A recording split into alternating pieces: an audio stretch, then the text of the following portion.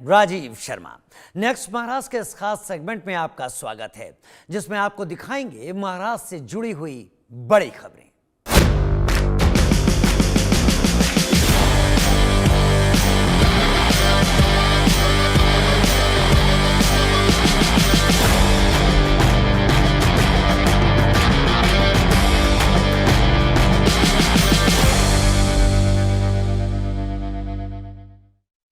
सोलापुर और मुंबई के बीच हवाई सेवा शुरू हो गई है। महाराष्ट्र के मुख्यमंत्री देवेंद्र फडणवीस ने सोलापुर एयरपोर्ट का उद्घाटन किया। हवाई सेवा शुरू होने से सोलापुर के लिए विकास के नए दरवाजे खुल गए हैं। ये रिपोर्ट देखिए।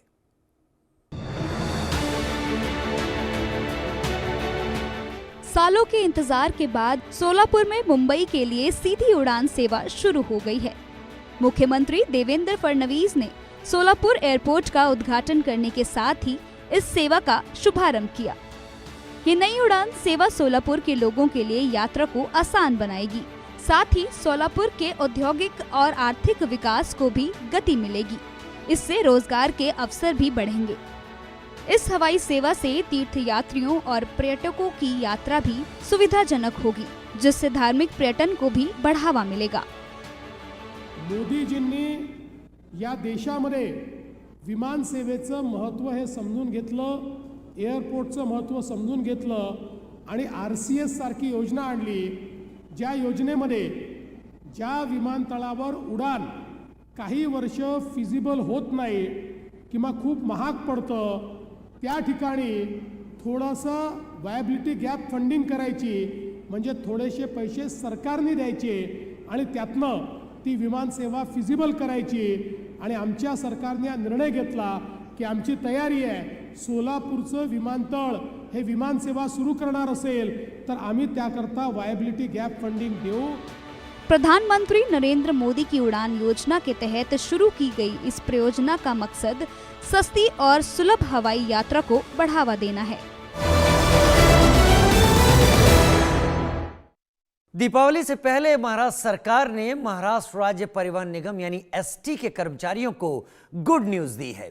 सरकार ने कर्मचारियों के लिए 6,000 रुपए दिवाली बोनस की घोषणा की।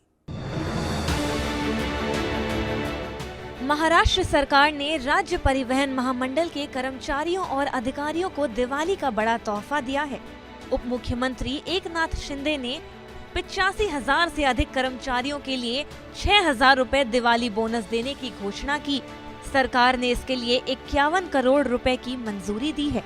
ST कर्मचारी संगठनों के साथ बैठक में उप मुख्यमंत्री शिंदे ने 2020 से 2024 के बीच हुई वेतन वृद्धि का अंतर उनके मासिक वेतन के साथ जारी करने की घोषणा की। इसके लिए सरकार ने 65 करोड़ रुपए का प्रावधान किया है। ही थकीत रक्कम तात्काळ सुरू करण्याचा निर्णय घेतला। त्याप्रमाणे शासनाकडून 65 कोटी रुपये त्याच्यासाठी देण्याचा निर्णय घेतलेला आहे आणि त्याचबरोबर सानुग्रह अनुदान जो आहे 6,000 रुपये तो देखील दरवर्षीप्रमाणे त्यांना देण्याचा निर्णय बैठकीमध्ये झाला आणि यासाठी जवळपास 51 कोटी रुपये लागतील। इसके अलावा इच्छुक कर्मचारी 12,500 रुपए त्योहार अग्रिम के पात्र हैं। त्योहारी सीजन में सरकार का फैसला ST कर्मचारियों के लिए खुशखबरी लेकर आया। राज्य के OBC युवाओं को बड़ा तोहफा दिया है। शिक्षा और प्रशासनिक सेवाओं में आगे बढ़ाने के लिए मुख्यमंत्री फडणवीस ने नागपुर में महात्मा ज्योतिबा फुले अनुसंधान एवं प्रशिक्षण संस्थान की इमारत की नींव रखी। ये रिपोर्ट देखिए। मुख्यमंत्री देवेंद्र फडणवीस ने नागपुर में महात्मा ज्योतिबा फुले अनुसंधान एवं प्रशिक्षण संस्थान महाज्योति की 7 मंजिला इमारत की आधारशिला रखी। यह केंद्र OBC समुदाय को शिक्षा और प्रशासनिक सेवाओं में आगे बढ़ाने के लिए समर्पित है।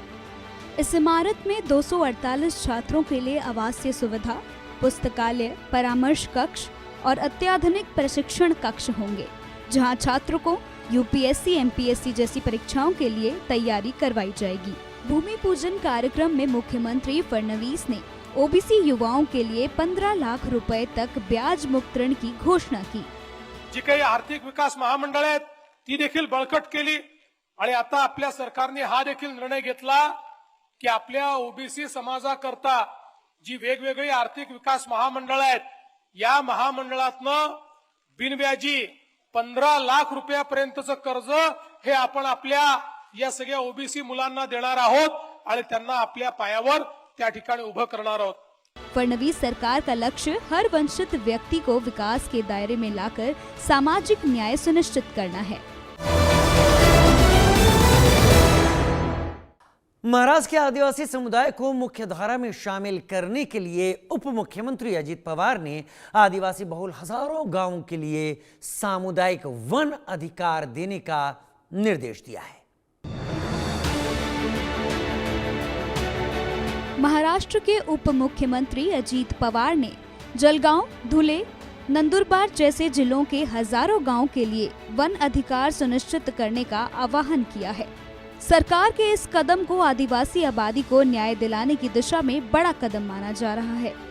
उप मुख्यमंत्री अजित पवार ने एक हाई लेवल की मीटिंग की अध्यक्षता करते हुए वन अधिकारी अधिनियम 2006 को आदिवासी समुदायों के जीवन में बदलाव के लिए जरूरी बताया। उन्होंने आदिवासी विभाग को तुरंत 12,000 गांवों को सामुदायिक वन अधिकार देने का निर्देश दिया। महाराष्ट्र सरकार वन पट्टेदारों को आधार कार्ड के आधार पर बीमा, फसल ऋण और उत्तराधिकारी के अधिकार देने जा रही है। इससे सामुदायिक विकास को बढ़ावा मिलेगा। उप मुख्यमंत्री पवार ने 1734 आदिवासी बहुल गांवों को पंचायत अधिनियम यानी कि PESA के तहत लाने का प्रस्ताव नवंबर के पहले सप्ताह तक केंद्र सरकार को भेजने की बात भी की। नक्सलवाद को जड़ से खत्म करने की महाराष्ट्र सरकार की कोशिशें रंग ला रही हैं। नक्सल प्रभावित गढ़चिरौली में 61 नक्सलियों ने सरेंडर कर दिया है। ये रिपोर्ट देखिए। महाराष्ट्र सरकार को नक्सलवाद के खिलाफ बड़ी कामयाबी मिली है। मुख्यमंत्री देवेंद्र फडणवीस की मौजूदगी में गढ़चिरौली में 61 नक्सलियों ने आत्मसमर्पण किया। इनमें 6 करोड़ रुपए का इनामी टॉप कमांडर सोनू भुप्ती भी शामिल है। महाराष्ट्र पुलिस के सामने हथियार डालते वक्त सभी माओवादियों को संविधान के प्रति भेंट की गई। बड़ी संख्या में माओवादियों का सरेंडर करना लोकतंत्र की बड़ी जीत मानी जा रही है। सरेंडर करने वालों में 2 राज्य स्तरीय जोनल कमेटी के सदस्य, 10 डिविजनल कमेटी के सदस्य और महाराष्ट्र छत्तीसगढ़ के कई कैडर शामिल हैं।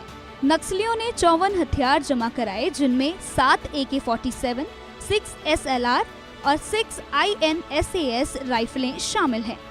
मुख्यमंत्री फडणवीस ने पुनर्वास नीति के तहत गढ़चिरौली और चंद्रपुर जिले में विकास के लिए 3 लाख करोड़ रुपए के निवेश का ऐलान किया। सरकार का मकसद माओवादियों को मुख्यधारा में लाना है। आज 60 लोक तर या ठिकाणी आलेच आहेत, पण आता उरलेलं जे केडर आहे जे छत्तीसगडमध्ये आहे त्यांच्यामध्येही आता मोठ्या प्रमाणात ही भावना तयार झालेली आहे की आता आपण आयडियोलॉजिकल वॉर हारलेलो आहे। आपण ज्या स्वप्नांचा पाठपुरावा करत होते ते सगळे खोटे होते। आपल्याला भारतीय संविधान हेच या ठिकाणी न्याय देऊ शकतं। माओवादियों के सरेंडर से संवेदनशील इलाकों में शांति और विकास में तेजी लाने की सरकार की कोशिश को बल मिला है।